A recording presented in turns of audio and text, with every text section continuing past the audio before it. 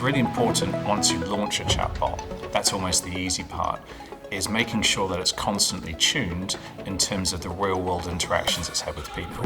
So a chatbot, once it's implemented in this way, really provides the opportunity to always see new trends and be able to react to that in a near-instant basis. If we start to create a chatbot, you can be very insular in the way that you think about how the end user or the persona of that is going to ask a question. So you need to seed this with quite a few dozen alternative ideas to really start to have a stable foundation. Most experiences around a chatbot is where you ask it a question and it provides a response.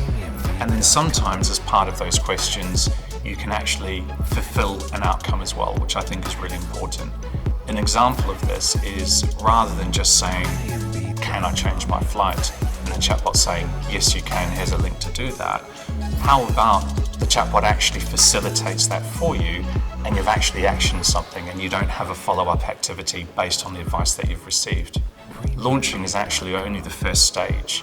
So by having a very long tail of adoption where we continually tune that chatbot experience, we're actually encouraged to launch that as soon as possible in order to gain the data and the telemetry to then make the decisions of how we optimize that moving forwards.